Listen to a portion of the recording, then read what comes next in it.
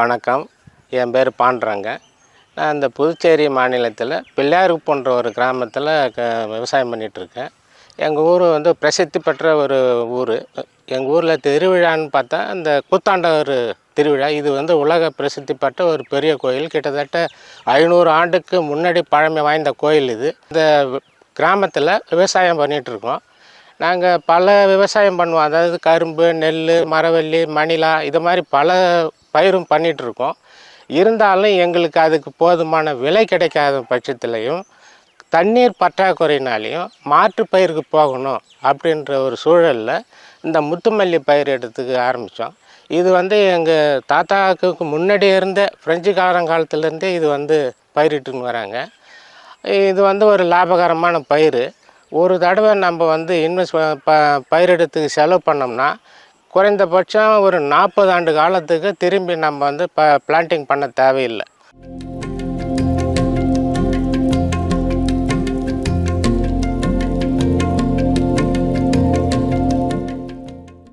இந்த சீசனில் அதாவது இது வந்து ஆடிப்பட்டத்தில் தான் ஃபஸ்ட்டு நடவு பண்ணுவோம். அதுக்கப்புறம் வந்து இது இவ்வளோ வருஷத்துக்கு இதுக்கு நமக்கு மகசூல் கொடுக்கும்.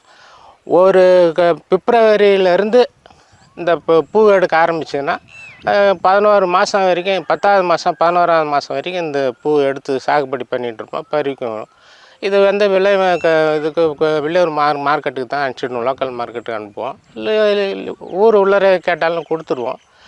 எங்களுக்கு இப்போது இது வந்து விலை, அந்த பூ வாங்குறவங்க சரியான விலையை கொடுக்க மாட்டுறாங்க. ஒன்று. ரெண்டாவது, எங்களுக்கு ஏன் அந்த பிரச்சனை வருதுன்னா, இப்போ மற்ற பயிருக்கெல்லாம் வந்து காப்புரிமை இருக்கும்போது அதுக்கு தகுந்த விலை கொடுக்குறாங்க. எங்களுக்கு இந்த காப்புரிமை இல்லாததுனால அவங்க சொல்கிற விலைக்கு தான் நம்ம கொடுக்க வேண்டிய சூழலில் இருக்கணும் நம்ம. அதனால் எங்களுக்கு இது காப்புரிமை கிடைச்சா நல்லாயிருக்கும். இன்னும் நாங்கள் வந்து ஊக்குவிச்சு நல்ல விதமாக இன்னும் பண்ணுவோம். நாங்கள்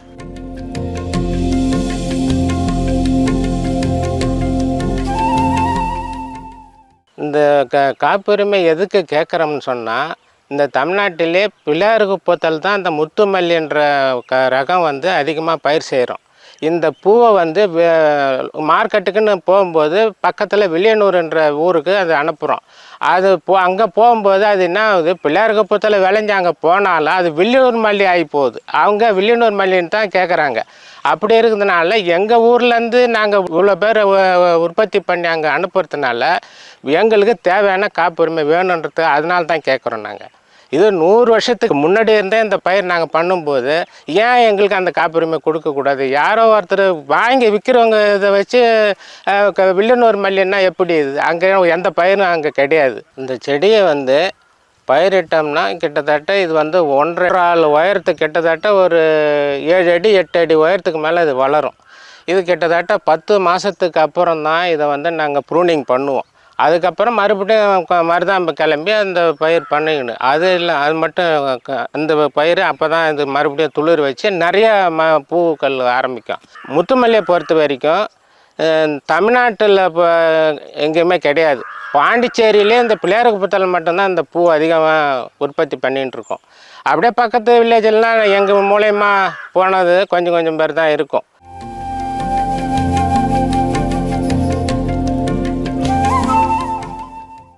இந்த முத்துமல்லியை பொறுத்த வரைக்கும் காலையில் அரும்பாக பறிப்போம். மொட்டு மலர்றதுக்கு முன்னாடி அரும்பாகவே பறிச்சிடுவோம். இதை வந்து கட்டி பொழுதுக்கு 5 மணிக்கு மேலே தான் இது பூக்க ஆரம்பிக்கும்.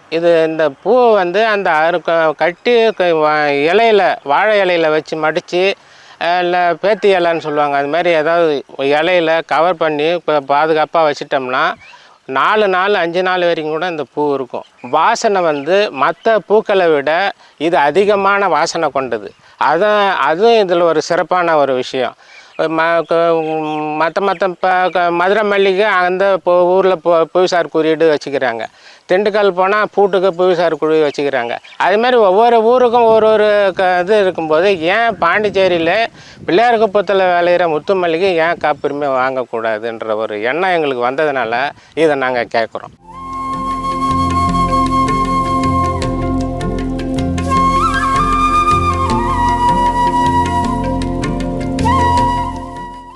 இந்த முத்துமல்லியை வந்து இங்கே நாங்கள் இவ்வளோ பேர் பயிர் பண்ணிகிட்டு இருந்தாலும் இதை நாங்கள் எல்லாரும் ஒருங்கிணைச்சு இதிலேருந்து சென்ட்டு தயாரிக்கிறதுக்கான முயற்சியில் ஈடுபட்டிருக்கோம்.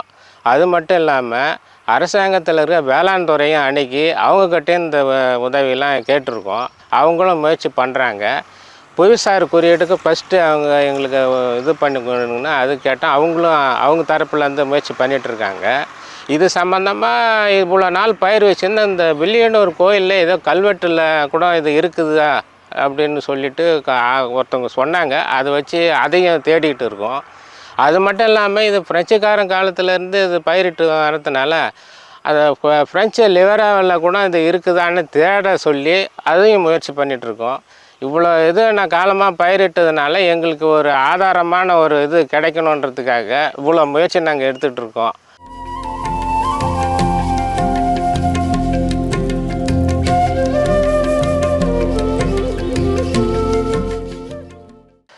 முத்துமல்லியை பொறுத்த வரைக்கும் நம்ம அதிகமான செலவெல்லாம் ஒன்றும் பண்ணிக்க தேவையில்ல.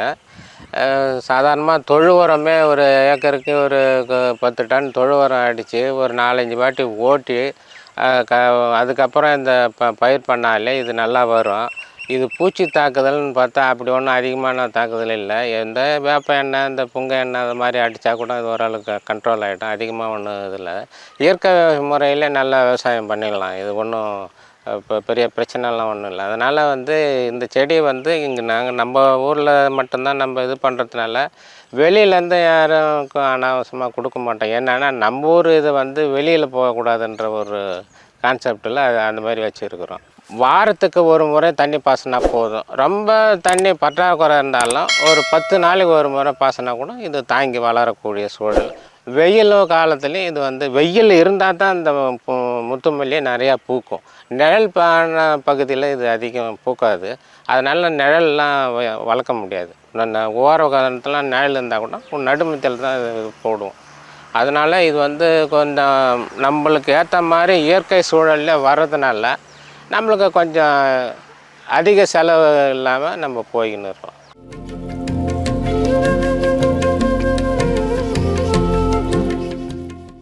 இந்த முத்துமல்லியை பொறுத்த மட்டும் எங்கள் முப்பாட்டங்காலம் எங்கள் தாத்தா காலத்துக்கு அப்புறம் எங்கள் அப்பா பயிர் வச்சாங்க. எங்கள் அப்பா பயிர் வச்சதுக்கப்புறம் நான் பயிர் வைக்கிறேன். இப்போ என் பிள்ளைங்களும் அதை பயிர் பார்க்குறாங்க. அது இல்லாமல் என் பேர பிள்ளைங்களும் இதுக்கப்புறம் வர சந்ததிகளும் இதை பயிர் பண்ணணும். ஏன்னா இந்த பூவினுடைய சிறப்பு எங்கள் ஊருக்கு மட்டும் வரணுன்றதுக்கு தான் இது பண்ணுறோம். என்னென்னா இது அவ்வளோ சிறப்பான ஒரு வாசனை உள்ளதுனால எங்கள் ஊரில் இருந்து தான் இந்த பூ பாண்டிச்சேரிக்கு போகுது. அந்த ஒரு காரணத்தினாலே இந்த முத்துமல்லி அழிஞ்சிடக்கூடாது என்ற ஒரு எண்ணத்துலேயும் நாங்கள் அதை பார்த்துன்னு இருக்கோம். இந்த உலக மக்களுக்கு இது தெரியணுன்றதுக்கு ஒரு வாய்ப்பு கொடுத்ததுக்கு நான் நன்றி தெரிவிச்சுக்கிறேன். வணக்கம். பாண்டி பாட்காஸ்ட் யூடியூப் சேனலை சப்ஸ்கிரைப் செய்யுங்க. ட்விட்டர், ஃபேஸ்புக், இன்ஸ்டாகிராமில் தொடருங்க.